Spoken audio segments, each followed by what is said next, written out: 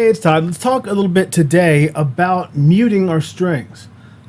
Basically, muting is when you take your hand, the palm of your hand, you press it against the bridge here, and it completely changes the sound. Basically, without muting, you got your guitar on, you're playing, sounds about like this. We'll just do the E.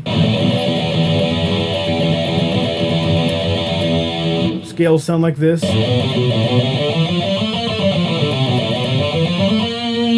Okay, now when you are muting, when you take the palm of your hand, right there down here on the very bottom, this part, you press it against the bridge, everything sounds more metallic and kind of chunky and crunchy.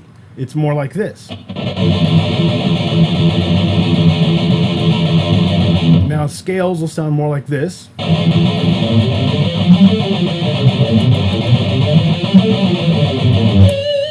So everything gets a little more metallic, a little more crunchy, a little more chunky. So it's a really good technique for making your sound a little more heavy.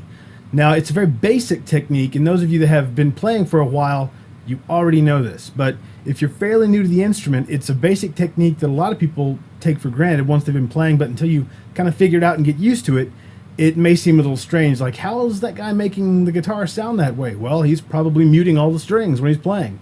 It's used all the time in metal.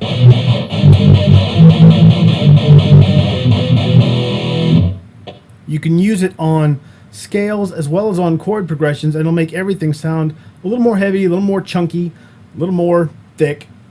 So let's take our basic A shape that we work on, A minor, the first three strings, the E, A, and the D, the deep strings, and let's just work on running it up and down while muting. So the A minor that we've gone over before, and we play it like this, basically starting up here at the 5th fret. Now that's just one way to finger it. You can play the same thing like this. I always prefer this way though. It helps you work on your stretch, and it's easier to run it like this because you get 3 strings every time. If you run it the other way, you only get 2 strings once you hit the D string. So now alternate pick that like we normally do. Start with a downstroke. I usually do. You can start with an up if you want, but now we can run it up and back down.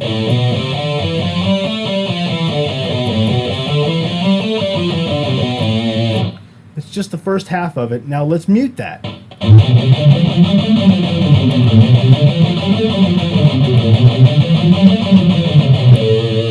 Practice.